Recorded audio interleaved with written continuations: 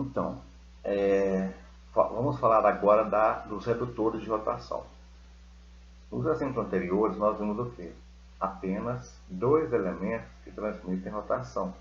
Então, e ambos em eixos diferentes. Então, há uma relação de transmissão entre eles. Contudo, quando essa transmissão ocorre em sequência, nós podemos ter um equipamento que nós chamamos de trem de engrenagens ou redutor de rotação. O redutor de rotação ele é interessante porque ele acaba tornando a dimensão, ou a sua dimensão, bastante reduzida se comparada com a mesma transmissão ocorrendo por polias. Então aqui nós temos duas fotos de transmissões em tornos mecânicos, né? E aqui à direita nós temos um torno mecânico bastante antigo, se não me engano, da IMOR. E este torno tem as suas transmissões através de polias e correias.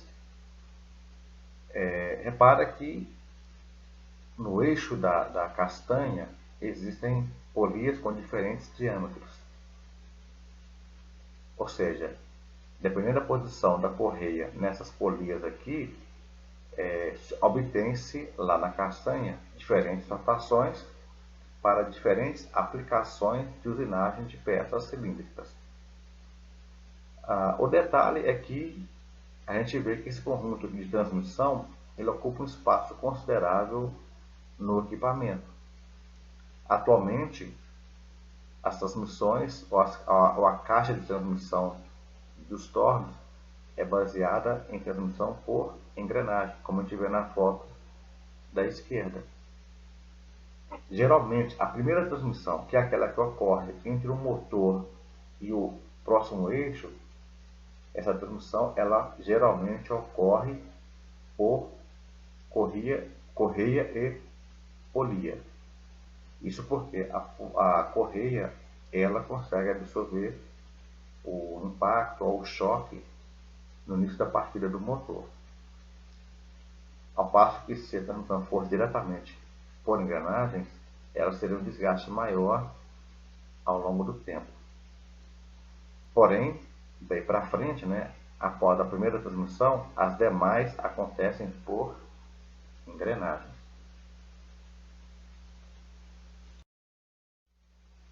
Então, aqui na foto da esquerda deste slide, nós vemos de modo mais completo o que é de fato um redutor. Então, esse tipo de equipamento é muito utilizado na indústria para a movimentação de cargas, onde se exige a redução da rotação de saída dos motores elétricos e, consequentemente, aumentar o torque. Quanto a aumentar o torque, nós veremos mais para frente. Por enquanto, vamos nos ater à ideia de queda de rotação. Então, se nós olharmos aqui no redutor da esquerda, por exemplo, a gente vê que o primeiro engrenamento acontece entre duas engrenagens cônicas. O segundo acontece entre duas engrenagens cilíndricas de dentes inclinados. E o terceiro par, ou a terceira transmissão, ocorre também entre duas engrenagens cilíndricas. Ou seja, o primeiro par já tem uma queda de rotação do primeiro eixo para o segundo eixo. Só que no segundo eixo eu tenho uma engrenagem motriz que vai transmitir para uma engrenagem movida do eixo seguinte, do terceiro eixo. Então, entre a engrenagem, entre a terceira e quarta engrenagens, aqui nós temos uma segunda transmissão por redução. Ou seja, o terceiro eixo vai girar com a rotação menor que a do segundo, e o segundo, por sua vez, gira com a rotação menor que a do primeiro. No terceiro eixo, nós temos também uma engrenagem motriz que gira solidária com a engrenagem movida, de tal modo que ambas possuem a mesma rotação ou velocidade angular. Por isso que não se aplica RT entre engrenagens que estão no mesmo eixo. Mas essa engrenagem motriz do terceiro eixo, ela transmite rotação para uma engrenagem movida no quarto eixo. Então, seja, outra relação de transmissão por redução. Sendo assim, a rotação do quarto eixo torna-se menor que a do terceiro. Então, o que se percebe é que, numa transmissão por redutor, há uma queda consecutiva das rotações dos eixos à medida que nós temos mais pares de elementos de transmissão. Na foto da direita, a gente vê um redutor mais simples, onde nós temos apenas dois pares de engrenagens. O primeiro par é de engrenagens cônicas, o segundo par de engrenagens cilíndricas. Então, a gente vê que o redutor está acoplado ao motor elétrico através desse eixo transversal que tem o menor diâmetro. Então, voltando aqui na figura anterior, percebe-se que tem um eixo de menor diâmetro, que é o eixo da entrada, e de maior diâmetro, que é o eixo da saída. Por que o diâmetro menor entre os dois eixos? É porque o eixo de entrada ele está sujeito a um torque menor, a uma torção menor, ao passo que o último eixo esse está sujeito a um torque maior, ou seja, consequentemente ele terá uma torção maior. Então ele precisa de uma seção resistente maior para suportar um maior efeito de torção, porque o torque ele promove o giro da peça, mas também devido à reação ou à inércia do que está à frente, esse torque tende também a gerar uma torção no eixo. É claro que a torção aqui é a nível elástico, ou seja, é algo muito pequeno, mas acontece. Então, se o eixo não tiver uma seção que resista a essa torção, ele vai se romper por cisalhamento. Então, o que esses dois redutores têm também em comum é que os eixos são transversais. Então, olhando o primeiro eixo e o último eixo, eles são transversais.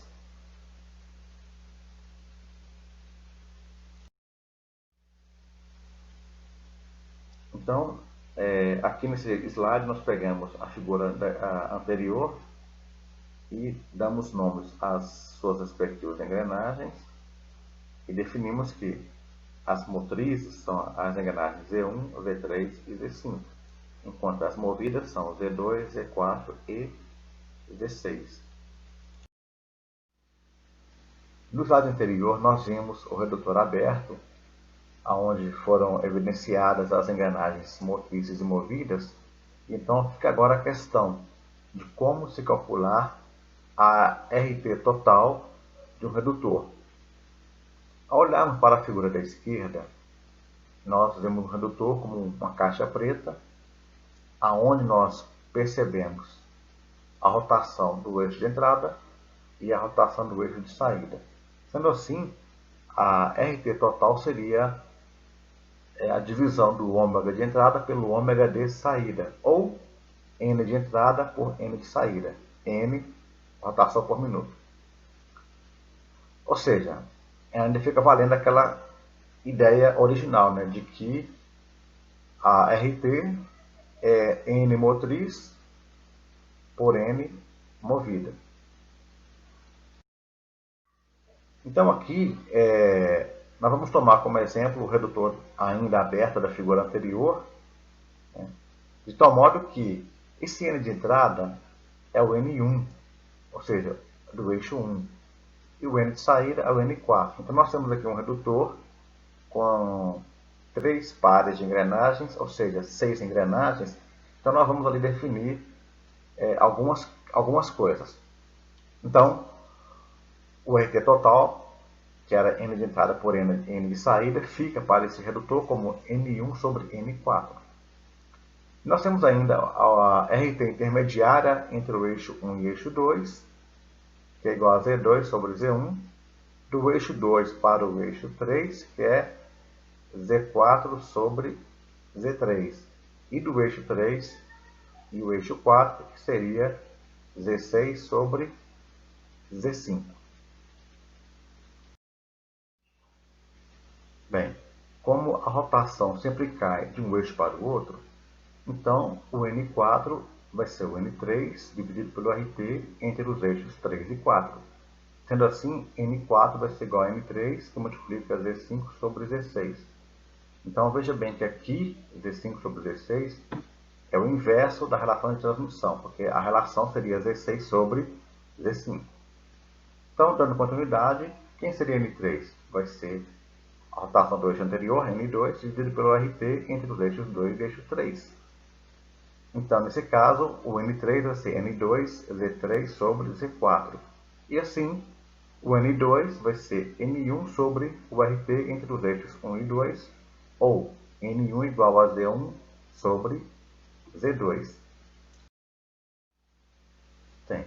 Como já vimos, o RT total é N1 sobre N4.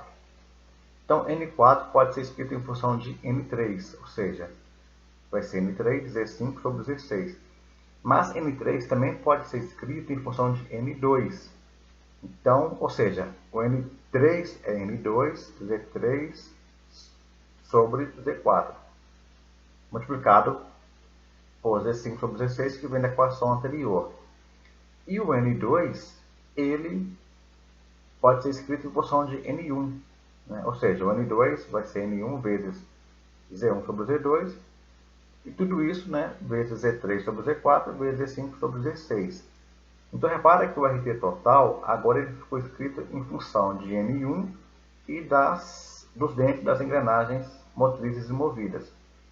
Então, com isso, nós podemos simplificar essa equação, porque nós temos N1 no numerador e N1 no denominador.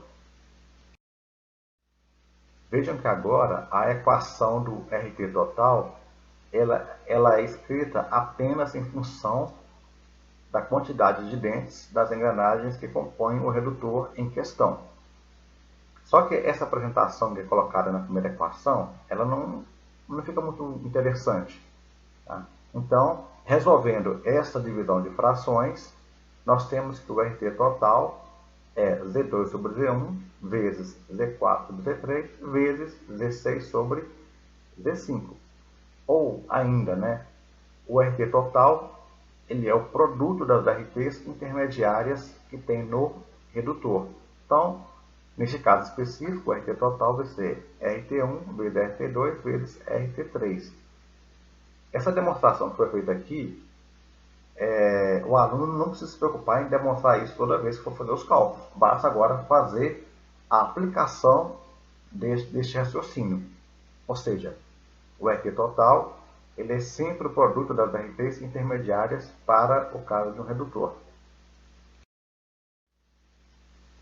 Então, aqui, neste slide,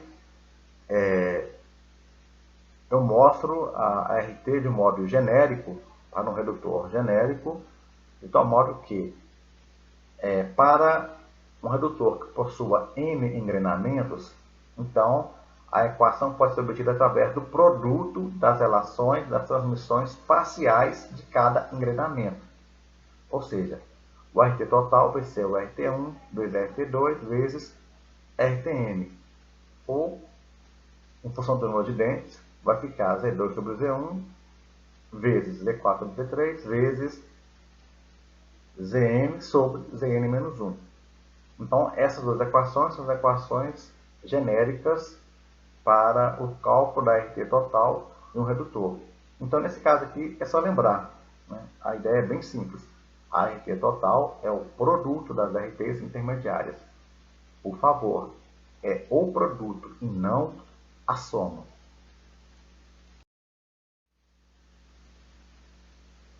Aqui nós temos, então, a questão 11, onde um motor elétrico está acoplado a um redutor. A rotação no eixo de saída do motor é de 1750 RPM. E a rotação de saída do redutor é de 200 RPM. Então, calcule a relação de transmissão do redutor. Veja bem que aqui nós vamos usar então, a equação que dá o conceito geral de RT total. Que seria o quê? N de entrada dividido pelo ômega pelo N de saída.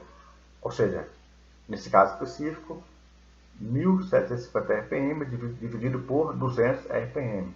Então, esse redutor possui um RT total de 8,75 por 1. Então, aqui nós temos o eixo 1 do redutor, que gira com a mesma rotação do eixo do motor elétrico. Por isso, então, atribui-se o valor de 1750 RPM. E o eixo 2 com 200 RPM. Então, veja bem que a RT intermediária, ela não é um número inteiro, é um número real. Então, aqui nós temos, por exemplo, 8,75 por 1, ou simplesmente 8,75. Na questão 12, nós mostramos um redutor em detalhes com as suas respectivas engrenagens. Eu quero saber, nesse caso, qual vai ser a RT total deste redutor. Então, nós temos aqui dados os números de dentes de cada engrenagem do redutor e aplicamos, então, a equação do RT total para 3 pares de engrenagens, de tal modo que RT1 é Z2 sobre Z1, RT2 Z4 sobre Z3, RT3 Z6 sobre Z5.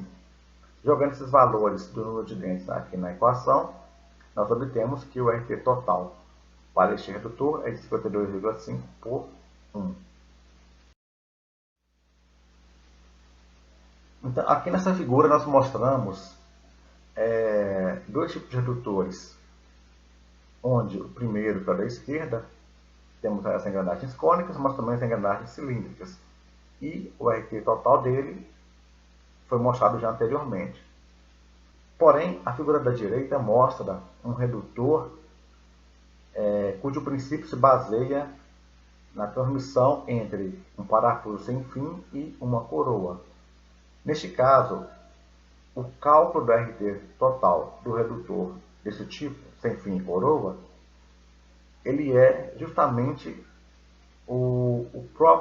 a própria quantidade de dentes da coroa. Por que razão?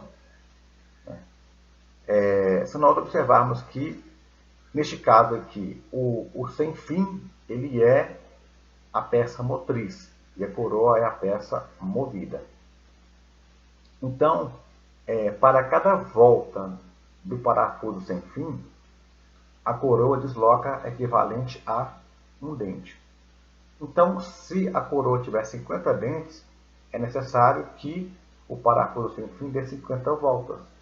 Então, por essa razão que o cálculo é bastante simples, né? Basta contar a quantidade de dentes que tem na coroa para saber qual a RT total de um redutor dessa natureza. Outra coisa interessante em relação a esse redutor é que ele por si só ele já faz a frenagem da carga. Tá? Por que razão? Se por acaso o motor desse redutor for desligado, a carga que está no eixo de saída, o eixo 2 aqui, ela tenta girar esse eixo no sentido contrário. O detalhe é que, quando essa coroa tenta girar, ela, ao invés de girar o parafuso, ela tenta promover um deslocamento no sentido do eixo do parafuso. Como o atrito é muito grande, devido ao ângulo formado entre o parafuso e entre as hélices do parafuso e a coroa, o atrito também acaba sendo muito grande. Então, o próprio redutor, ele já faz a frenagem da carga. Não precisa de um freio quando nós temos essa situação. Então, só é possível o movimento a partir do parafuso. Ou seja, o parafuso, quando gira a coroa, mas quando a coroa tenta girar o parafuso, ela não consegue. Então, acaba acontecendo a frenagem da carga. Ela fica suspensa e não há risco de queda. E para concluir, aqui nós mostramos também alguns redutores, evidenciando as dimensões deles. Então, a gente vê aqui a figura inferior, nós temos um redutor, de certo modo, pequeno, E tanto que a ligação do eixo do motor elétrico ao eixo do redutor, ela é direta. Na verdade, é apenas um eixo, diferentemente dos dois redutores da figura do slide. Ou seja, esse redutor aqui da esquerda, o superior, ele precisa ser acoplado ao eixo do motor elétrico ou de um motor de combustão interna. Então, o motor e o redutor, por esse caso, são duas peças distintas, assim como na figura da direita. Então, o de baixo é chamado de motorredutor, porque o eixo do motor, ele é o eixo do próprio redutor, sem que haja um acoplamento entre eles. Já a figura da direita, o que eu gostaria de evidenciar aqui é o porte desse redutor. Então nós temos aí redutores bastante pequenos, como o motorredutor, muito utilizado em ponte volante, e temos esse redutor da direita, que pode ser um redutor aí para locomotiva ou para navio, cujo porte é muito grande. Então, com isso, a gente encerra o assunto sobre redutores.